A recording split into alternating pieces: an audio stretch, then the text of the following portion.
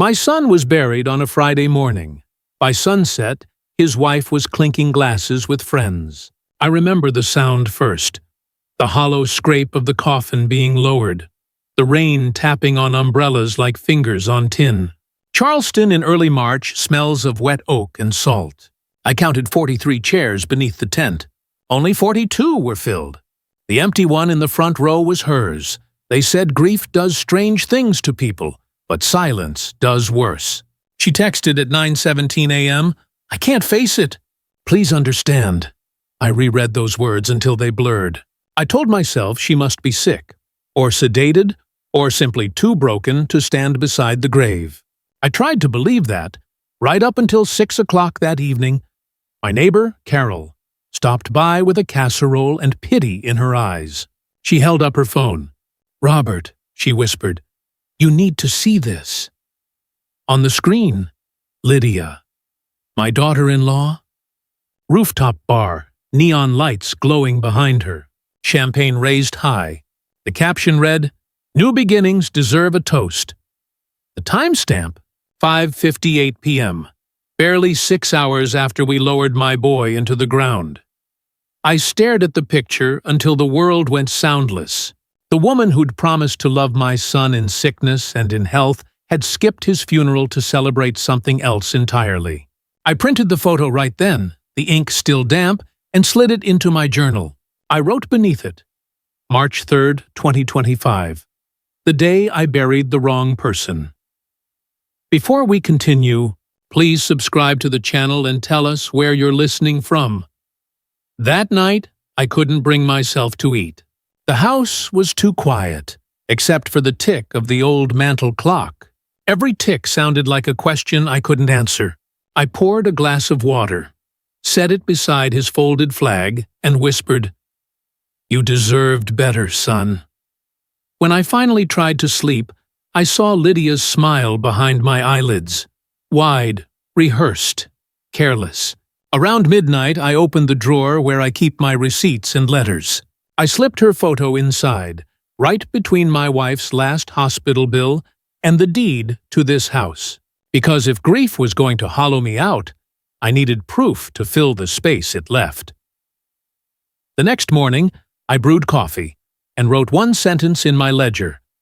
Find the truth behind the toast. It wasn't revenge yet, just clarity. But clarity has a way of turning sharp once you hold it too long. Grief is heavy in the morning. It sits on your chest like a sleeping cat and dares you to breathe. The day after the funeral, Saturday, the house in Charleston felt 2 sizes too big. I carried his folded flag from the mantel to the kitchen table like I was moving something alive. The kettle began to sing, high and thin, and I let it scream a few seconds longer than I should have. I tried eating a slice of Carol's casserole and couldn't taste a thing. The only flavor I knew was metal, the way fear sits on the tongue. I took my old ledger from the drawer, the one I used as a school principal to track field trip money and textbook deposits, and wrote a new title on the first page, March Truth.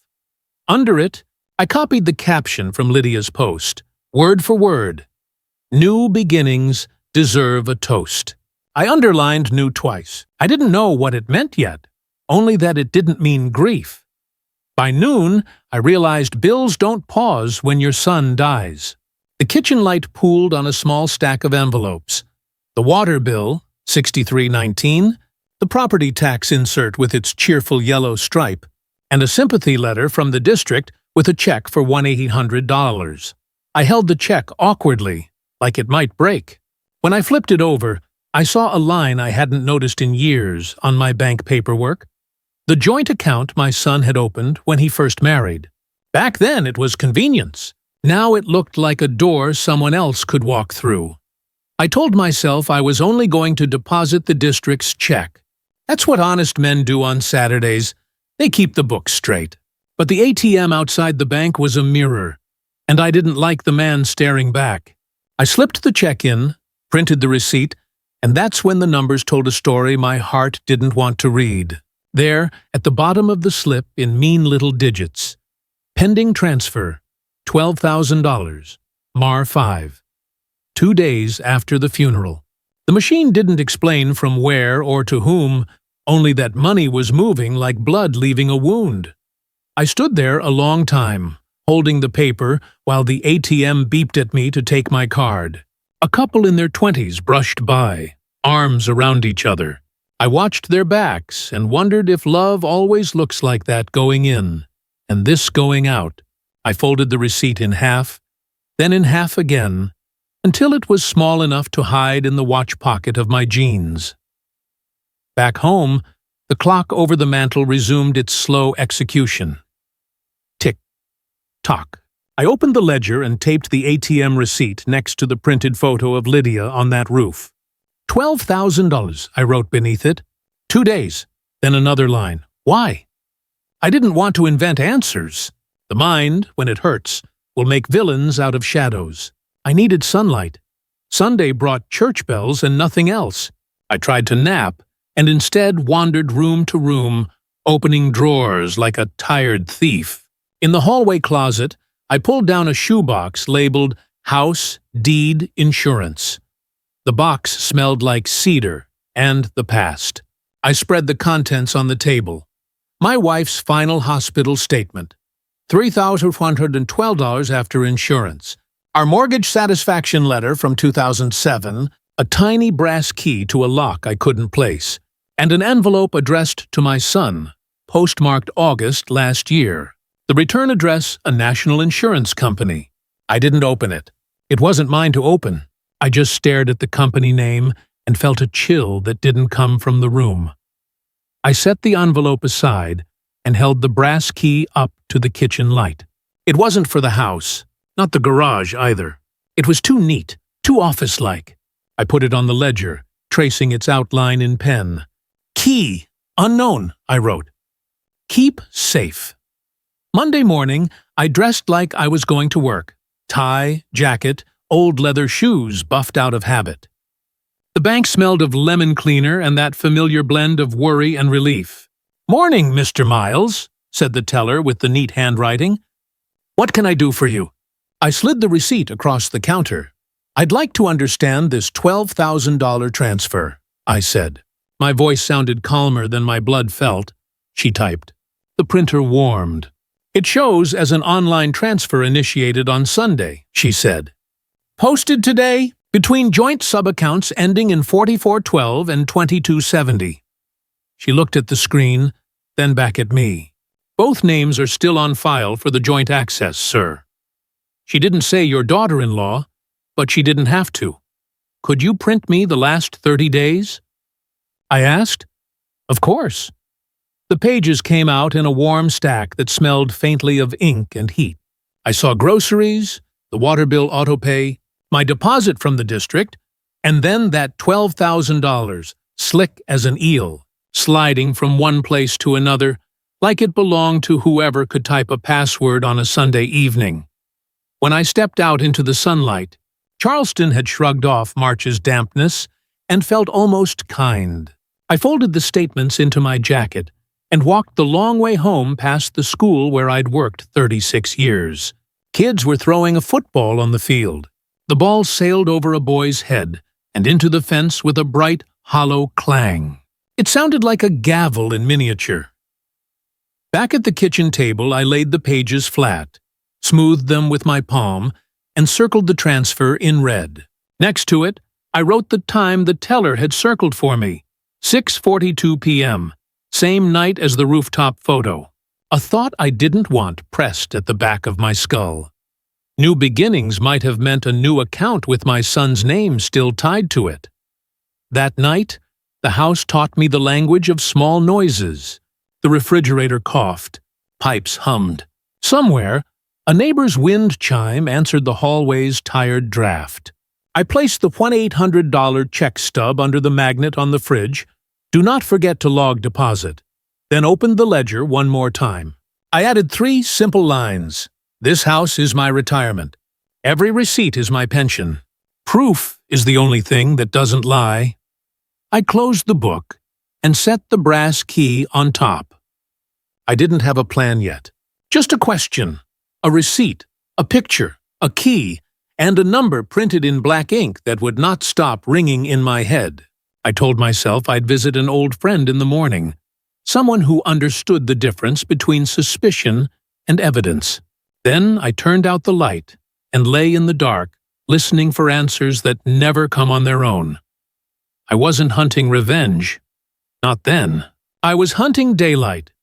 Detective Lorne Harris still looked like he belonged behind a badge, even 10 years after retirement. Broad shoulders, gray crew cut, that habit of pausing before he spoke as if listening to a radio only he could hear. We'd taught at the same high school back when I still believed the world rewarded patience. He'd once told me, "Proof is the only armor a man needs." I called him Tuesday morning. "Lorne, it's Robert. I need to run something by you, something that doesn't sit right." He arrived that afternoon with coffee in one hand and an old spiral notebook in the other. We sat at the kitchen table, sunlight slicing across the ledger and the printed photo of Lydia. The bar lights behind her looked like tiny fires.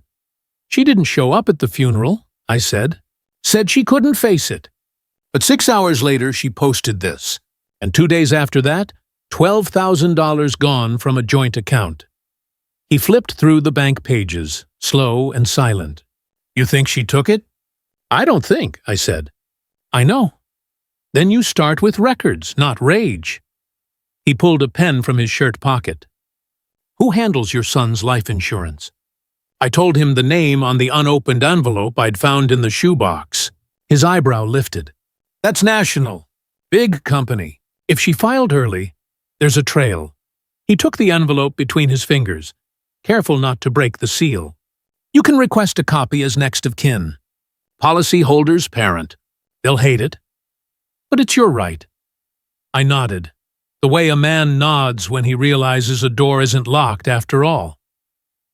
That evening I drafted a letter on my old school stationery.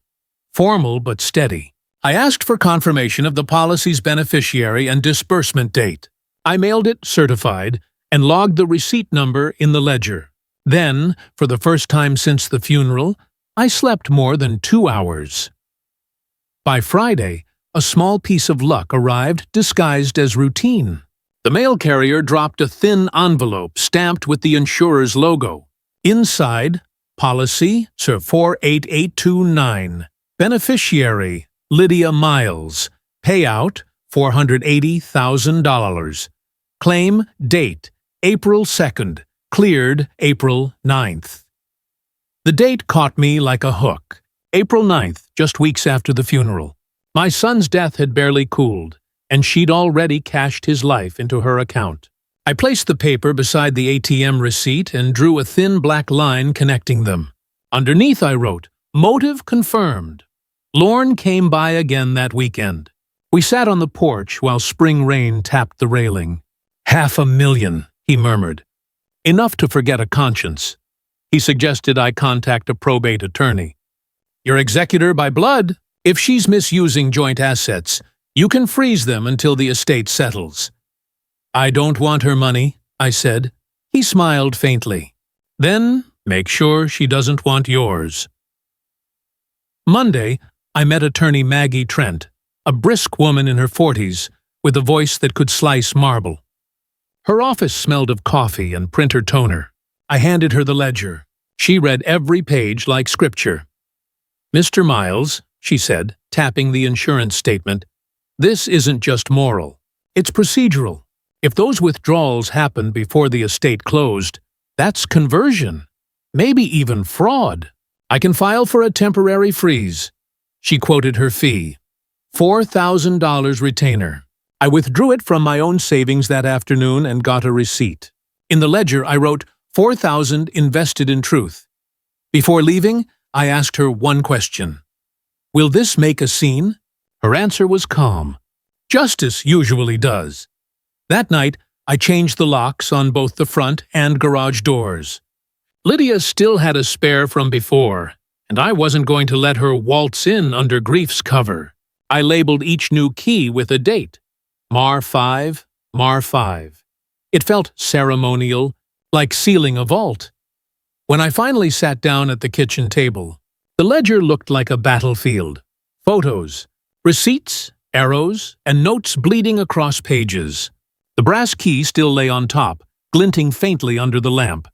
I picked it up again, and this time I thought of what Lorne had said. Proof is armor. I wasn't armed yet, but I was learning to forge. By midnight, I'd drawn a rough timeline across the ledger's last page. Mar 3, funeral. Mar 5, $12 transfer. Upper 9, insurance payout. Next, verify spending trail. And under that, the truth doesn't run. People do. I turned off the light and let the brass key rest against the cover. It was no longer a question mark. It was a promise. When you've lived 68 years, you learn that revenge doesn't start with anger. It starts with patience. The kind that smells like burnt coffee and sounds like printer paper feeding slowly, one page at a time. By mid-April, the morning air in Charleston had turned heavy and sweet. I sat at the same kitchen table with the blinds half closed, the brass key beside my coffee. My ledger opened to a clean page titled Spending Trail. Maggie had already filed for a temporary freeze on the joint accounts, but she warned me.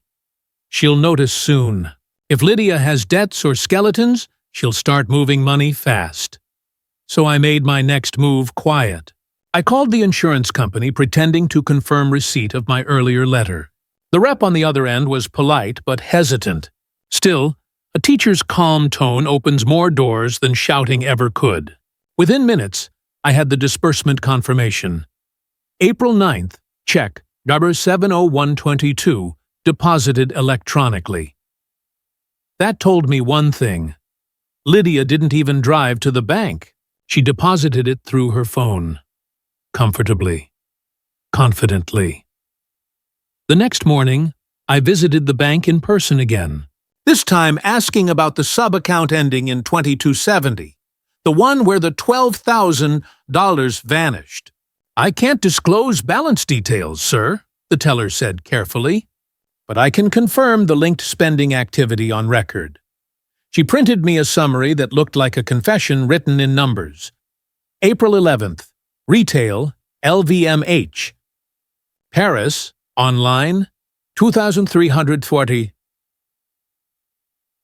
April 13th, flight booking, Bahamas Air, $1,120, April 17. Paradise Cove Resort, deposit. 7,200 who I stared at the list. In 1 week, nearly half the insurance payouts' smaller withdrawals were gone to Silk, Sand, and Sin.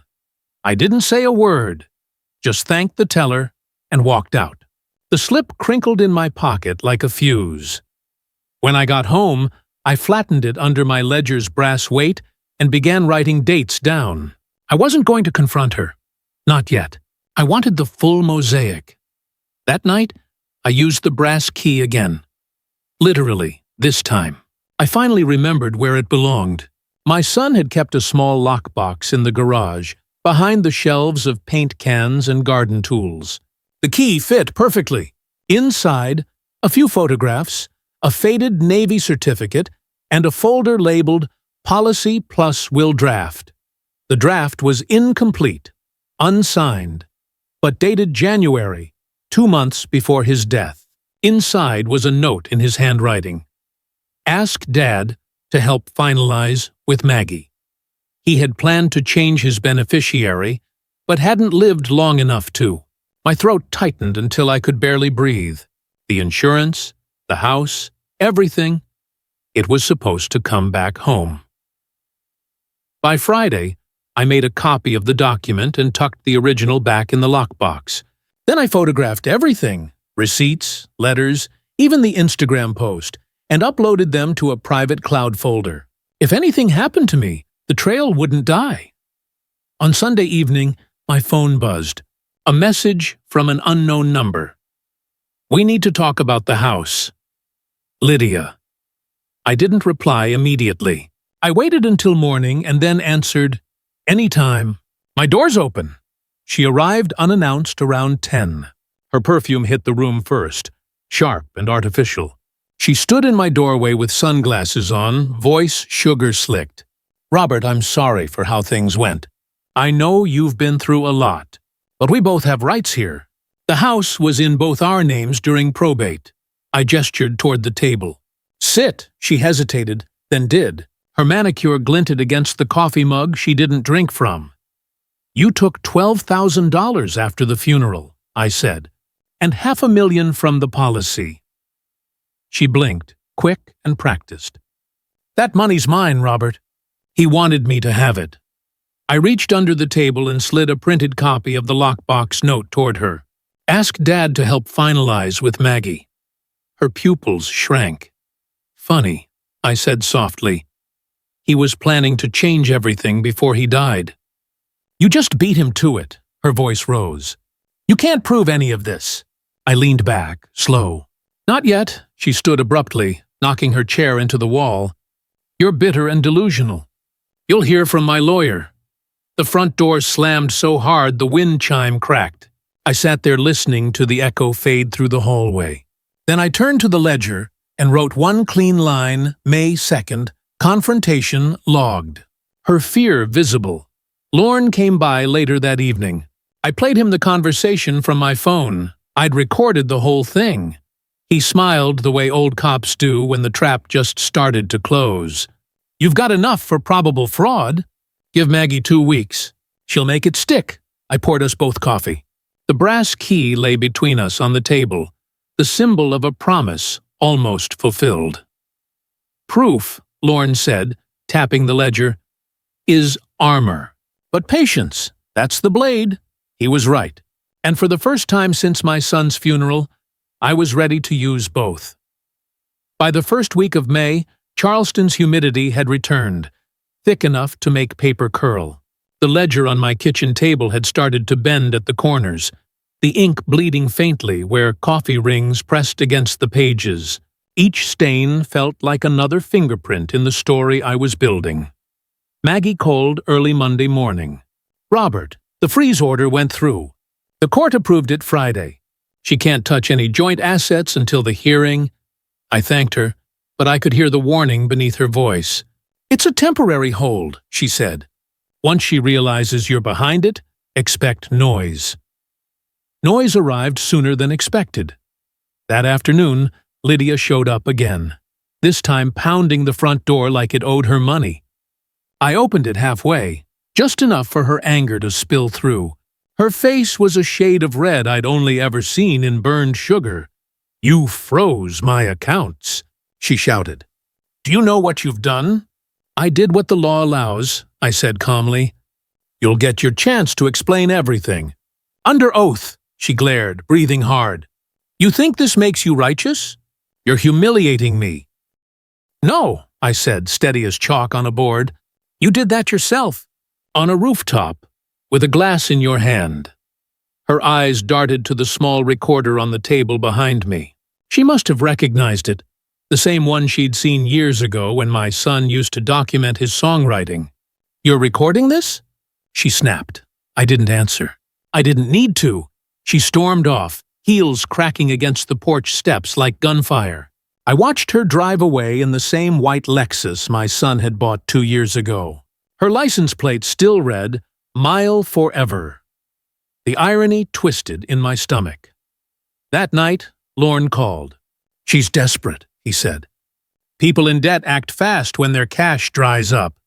Keep your receipts close and your doors locked." He wasn't wrong.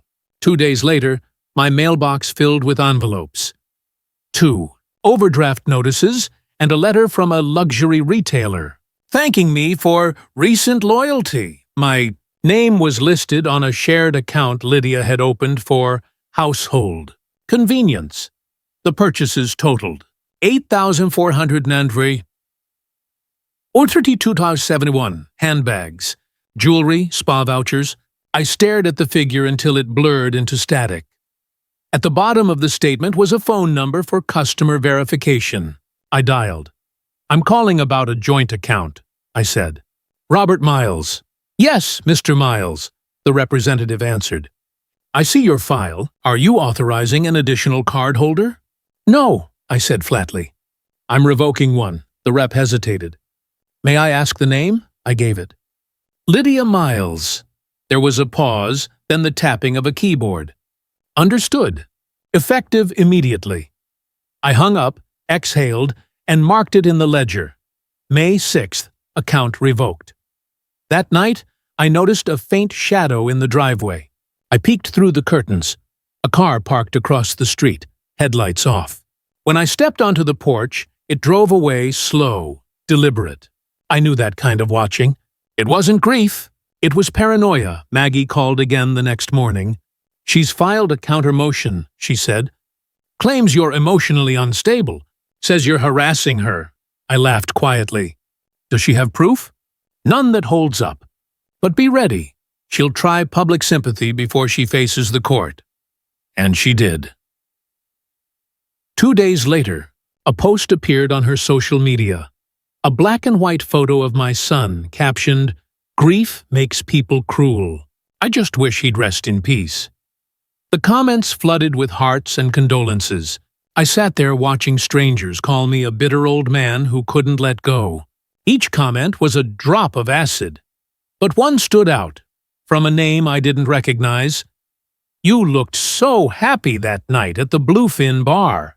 Hope you're okay, Bluefin. I wrote it down instantly.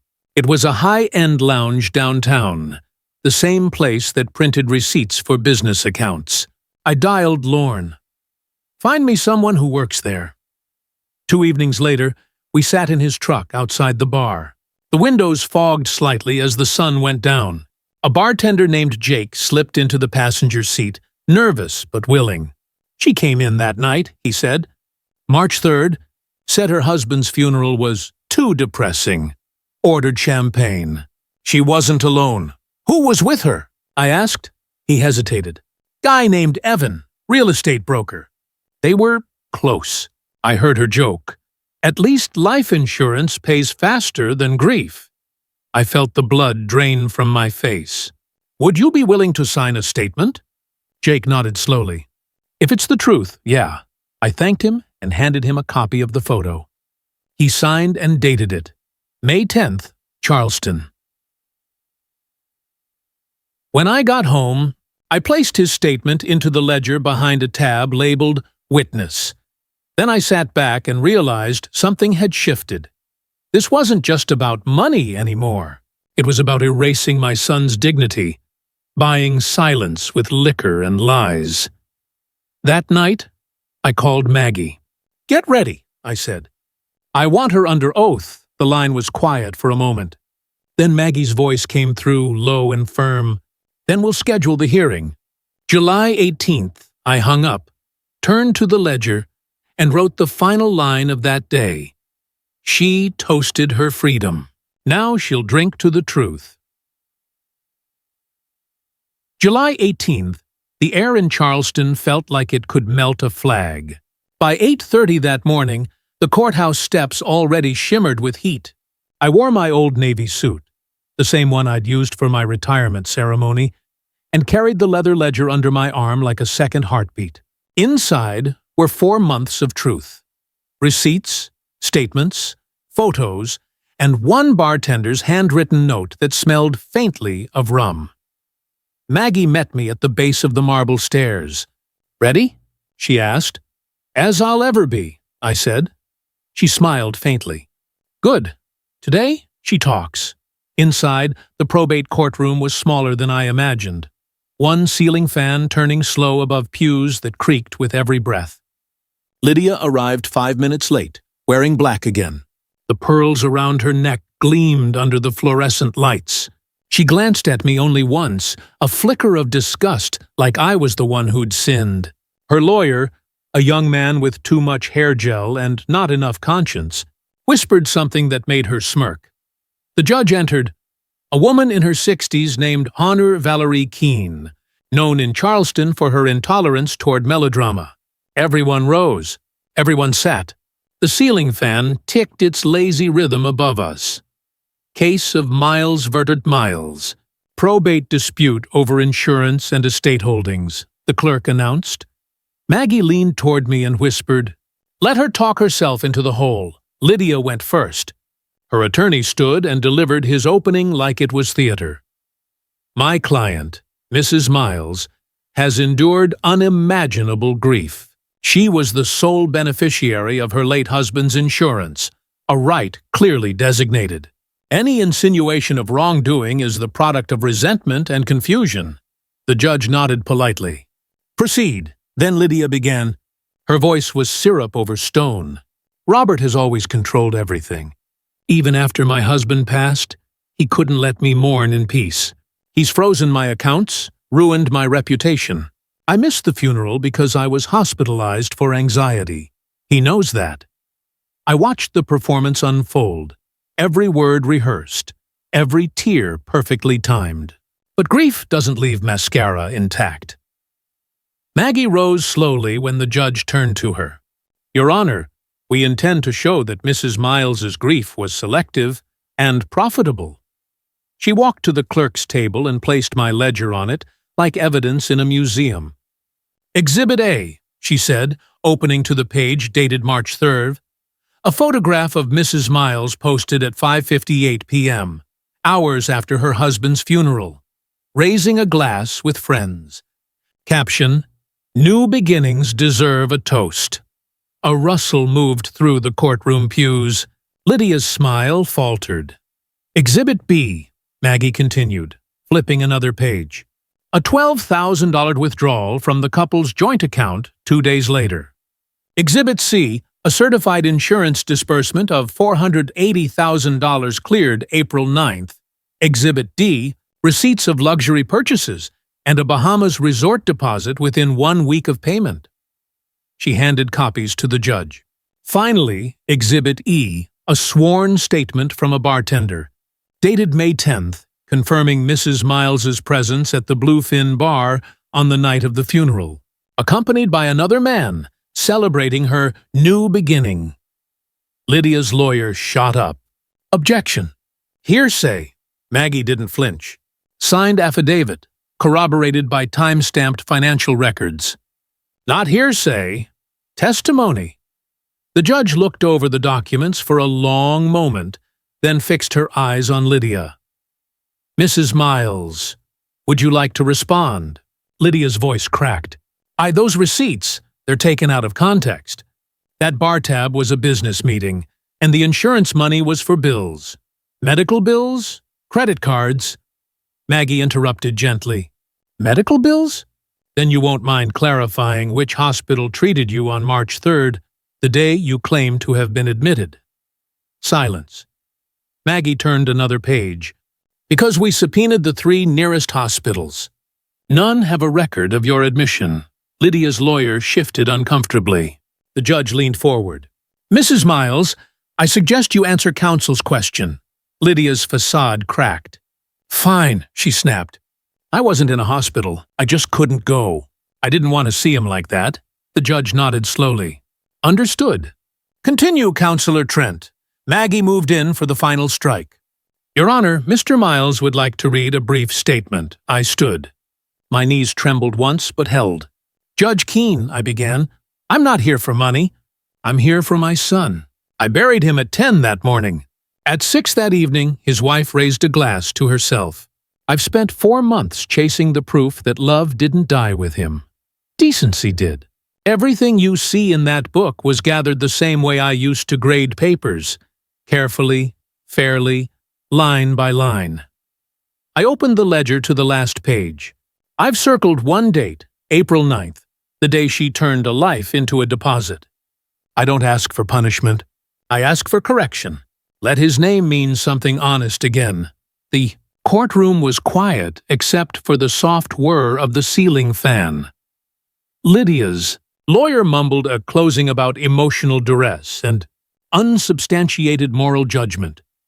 But the judge barely looked up. She set down her pen, adjusted her glasses, and spoke with the calm finality of someone used to cutting through fog. This court orders a full audit of Mrs. Miles's accounts, immediate suspension of discretionary access to insurance funds, and a temporary custodianship assigned to the estate executor, Mr. Robert Miles, pending further review. Additionally, we'll refer possible misrepresentation to the district attorney's office." Lydia gasped, a sharp, shocked inhale that bounced off the marble walls. Maggie closed her folder with a soft click. "Justice doesn't need to shout," she whispered. As we walked out into the glare of July, reporters were already gathering by the courthouse steps. Lydia ducked into her car, shielding her face from cameras. I didn't chase her. I just stood there under the baking sun, ledger still pressed to my chest, watching the courthouse doors close behind me. For the first time since March 3rd, I felt the weight in my lungs ease. The truth was finally breathing on its own. I glanced at Maggie. "Is it over?" She shook her head gently. "Not yet. But now the world's watching." I looked toward the sky, that heavy, relentless Charleston blue, and thought of my son's voice, the way he used to say, "Dad, you always keep receipts." He was right, and today, those receipts finally spoke louder than grief. The morning after the hearing, Charleston's newspaper carried a headline that felt half surreal. "Widow's Insurance, Windfall Frozen Amid Fraud Probe." I didn't buy the paper. Carol, my neighbor, dropped it off on the porch with a sticky note that read, "Proud of you. Justice begins small." I sat on the steps with my coffee, the paper trembling a little in the humid air. Lydia's photo filled half the page. Pearls, black dress, and that practiced look of disbelief. They quoted her attorney. "A misunderstanding exaggerated by grief." I'd taught high schoolers long enough to recognize the language of excuses. By noon, my phone buzzed nonstop. Unknown numbers, reporters, even old colleagues. I didn't answer any of them. I wasn't chasing publicity. I was chasing peace. Then the real calls began.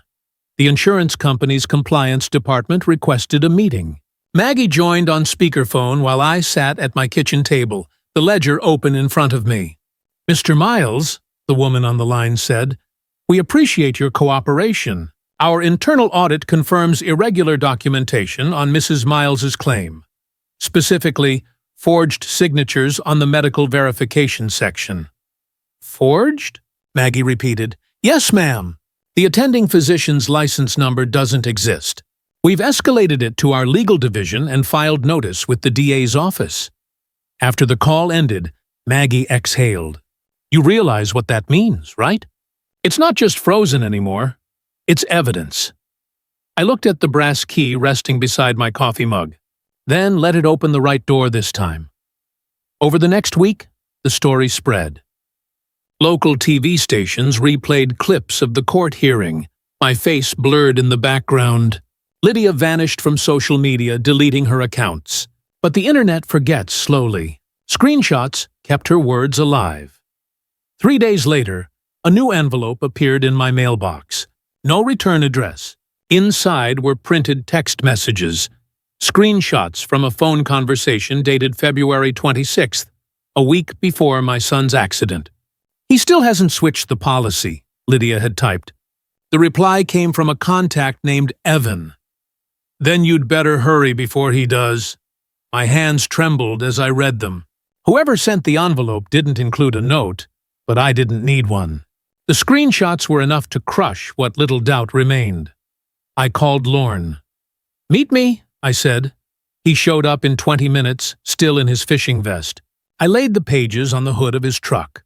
He scanned them quietly, jaw tight. "This is attempted fraud. Maybe conspiracy. I'll forward it to the DA's investigator I used to work with." "Anonymous sender," I said. "Could be anyone," he nodded. "Someone close to her. People jump ship when the tide turns." 2 days later, Maggie called again. "The DA's office wants your cooperation for a formal inquiry. They might subpoena you for testimony." I laughed softly. "They can have everything, every receipt, every page." That night, I sat by the window watching streetlights shimmer off the wet asphalt.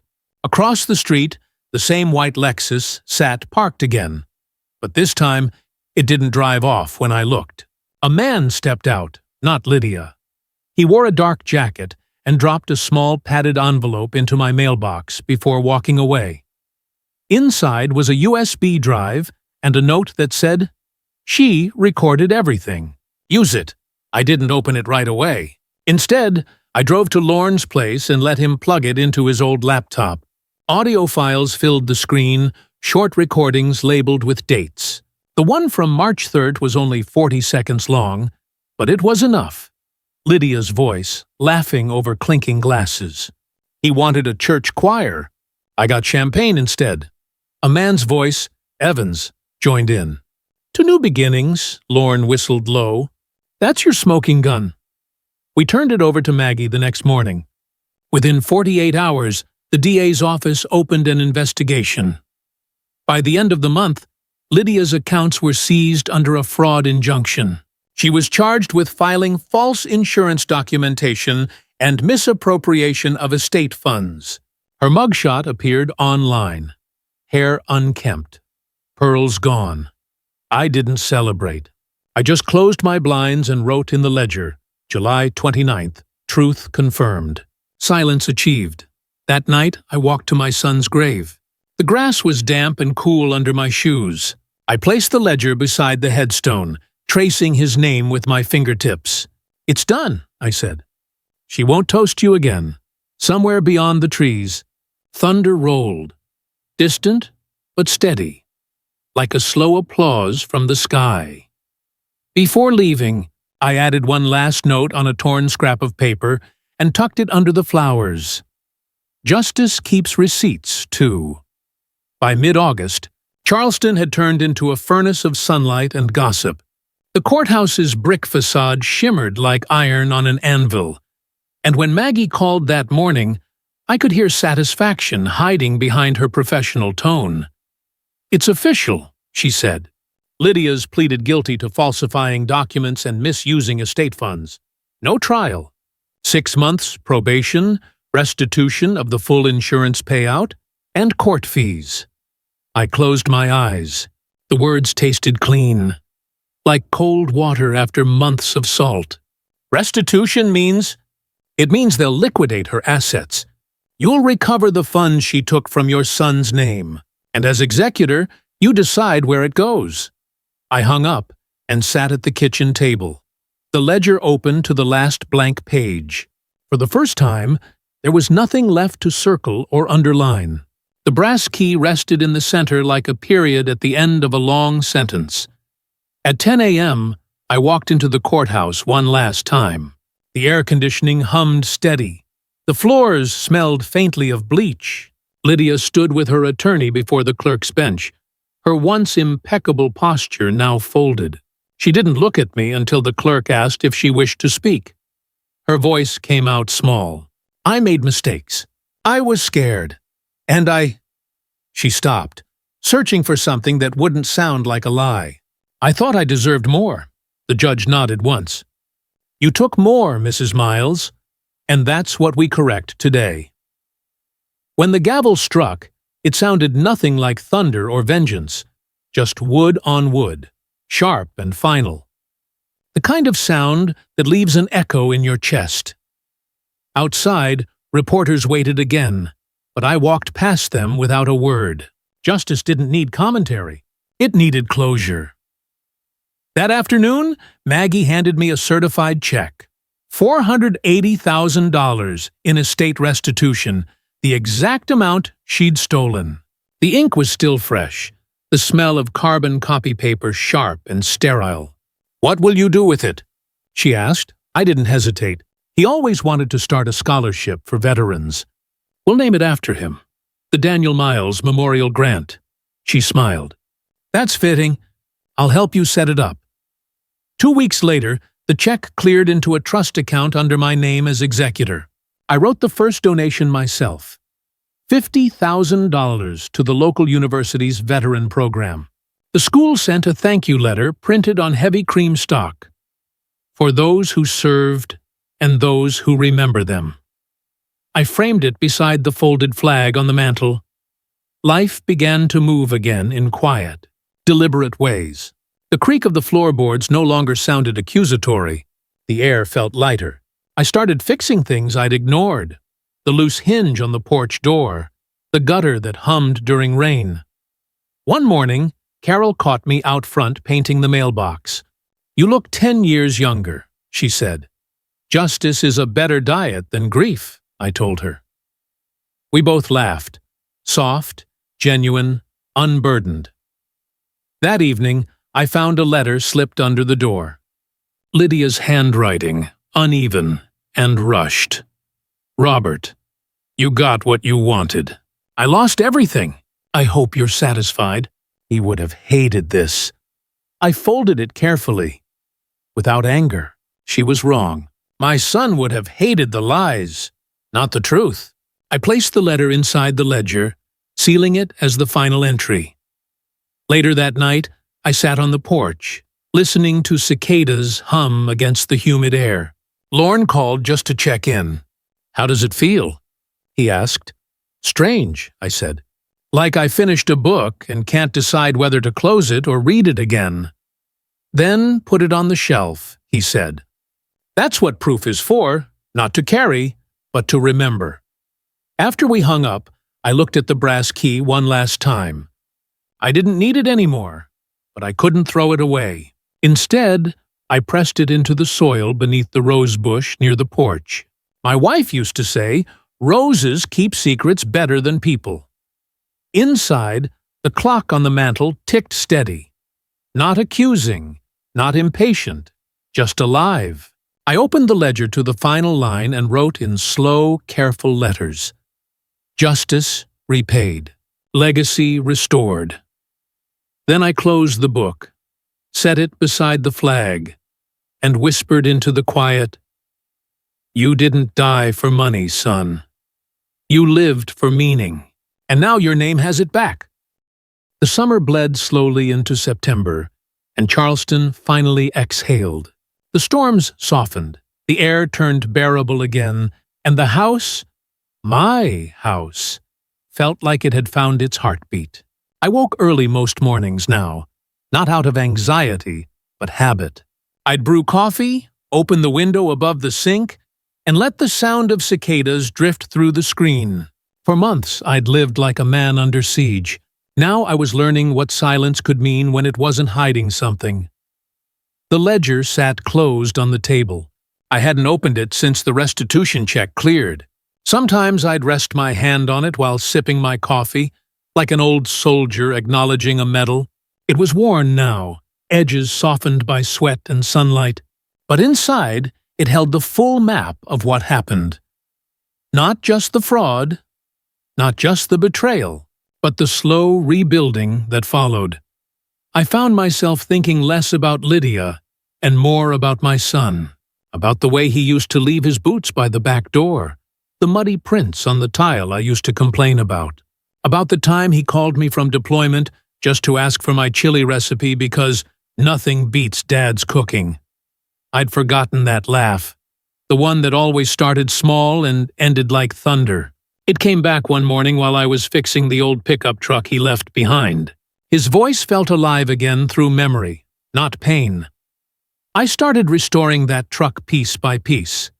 New spark plugs, polished rims, a flag decal across the rear window. I worked slow, careful. The garage smelled like grease and redemption. When the engine finally turned over one afternoon, it coughed twice, then roared. I laughed until I couldn't breathe. That sound wasn't machinery. It was resurrection. Every week I'd drive it down to the cemetery.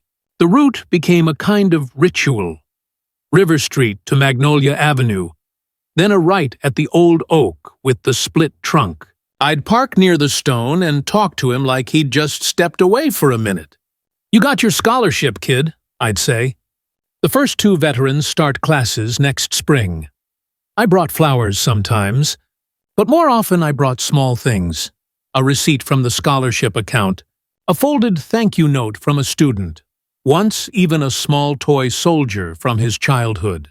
I'd leave them at the base of the stone and whisper, "Every proof tells a story." Some nights, I'd walk through the house and catch the faint echo of my wife's voice. or see her reflection in the glass of the old photographs. For a long time, I thought I'd failed both of them. Her by not saving him by not protecting his legacy sooner. But now I understood something else. Love doesn't vanish with the people who carried it. It hides in the work we do after they're gone. One evening, Carol came over with tea and a slice of peach pie. She said she'd seen the scholarship announcement in the local news. "You did good, Robert," she said softly. I smiled. "No, he did. I just followed the paper trail." After she left, I sat on the porch watching lightning bugs spark over the yard. I didn't feel bitter anymore, not even toward Lydia. Some debts don't need collecting once justice has already balanced the books. Before heading in, I looked up at the darkening sky and whispered, "You didn't lose me, son. You gave me something to fight for." The porch light flickered. The air went still, and for the first time in half a year, I felt whole. By November, the summer's storm had become a story people whispered instead of shouted. The newspaper moved on to new scandals, the courthouse to new cases, and Lydia to a quieter kind of exile. Word spread she'd left Charleston after her probation began. Some said Atlanta, others Miami. I didn't care where she went. Justice had done what grief couldn't. It drew a line between the past and whatever life came next. The house finally stopped feeling haunted. I replaced the old curtains, fixed the loose porch step, and planted rosemary along the fence because my wife always said it kept bad energy away.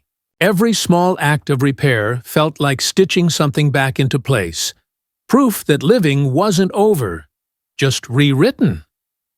In early December, I received a letter from the university. The first two recipients of the Daniel Miles Memorial Grant had been chosen: Sergeant David Ingram, studying mechanical engineering, and Corporal Elena Ruiz, majoring in social work. The letter included short notes from each student. David wrote, "Your son's story reminds me that service never really ends." Elena wrote, "This scholarship gave me back my courage." I read those lines twice and felt something loosen deep inside.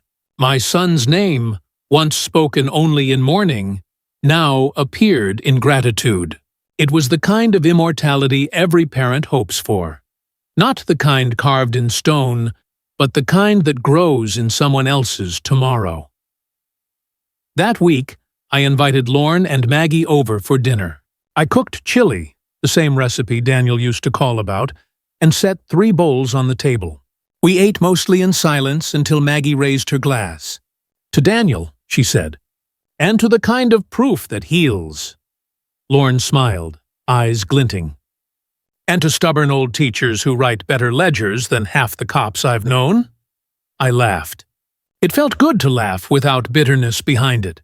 After they left, I washed the dishes by hand, slow and deliberate, listening to the hum of the refrigerator and the faint crackle of the radio.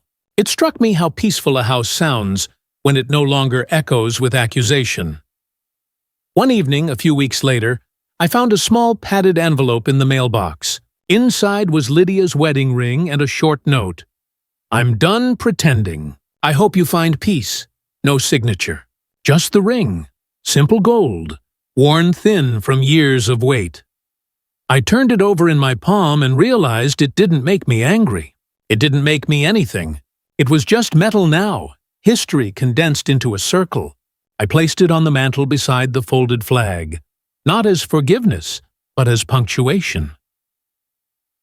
Christmas came quiet. Carol brought cookies. The scholarship students sent thank-you emails, and the town's annual parade rolled past the corner. I stood by the window, watching the lights reflect off the truck Daniel once drove, the one I'd restored until it gleamed again.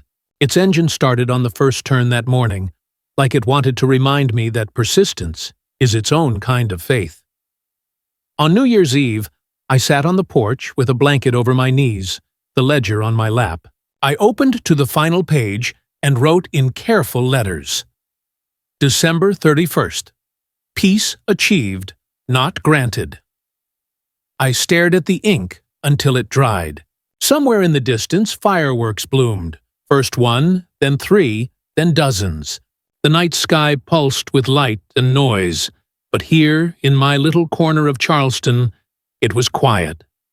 I closed the ledger, set it aside, and whispered into the wind, "Good night, son." The books are balanced, and for once, they truly were. A full year since the day we lowered Daniel into the ground. The morning light spilled across Charleston in that same pale gold that never seems to age. I brewed coffee, black and strong, and walked out to the porch with the ledger under my arm. The house looked different now. Tidy, repainted, calm. But grief has a way of keeping one chair empty no matter how clean the table is. I sat down and opened my phone, something I hadn't done in months beyond checking messages. Notifications blinked, updates, memories. One caught my eye. Your memory from a year ago today. I tapped it without thinking. The screen filled with that same photograph. The rooftop bar, champagne glass raised, Lydia's laugh frozen mid-air, neon lights painting her hair gold. For a second, my chest tightened, the same way it did the first night Carol had shown it to me. Then I saw what Facebook's algorithm had done automatically. Above the image, it read, "1 year ago, new beginnings deserve a toast." I smiled, not in bitterness, but in quiet disbelief at how life folds in on itself. I took a screenshot, printed it, and wrote in ink beneath the date. Justice served. March 3rd to July 18th. I placed it in a frame and set it beside the folded flag on the mantel. Not as revenge, not as triumph, just as record. Later that afternoon, I drove the restored truck to the cemetery. The air smelled like wet grass and magnolia. I parked, left the engine idling, and carried a small vase of fresh roses to the stone. Kneeling down, I brushed the dirt from the engraving. Daniel Miles, 1989-2024. Beloved son, beloved truth. I placed the roses, then set the brass key I dug from under the rose bush onto the stone. The metal had dulled, edges soft with weather. "You don't need it anymore," I said. "The door's already open." A light breeze picked up, bending the flowers slightly toward me as if listening. I stood for a while, watching sunlight move across the marble, the way it does when time slows enough to let you breathe. Then I whispered, more to the wind than to the stone, "You didn't lose me to grief, son. You lost me to the truth, and the truth brought me back." When I turned to leave, the brass key caught one last glint of light, like a small signal from somewhere that mattered, and in that moment, I knew the story was finally finished.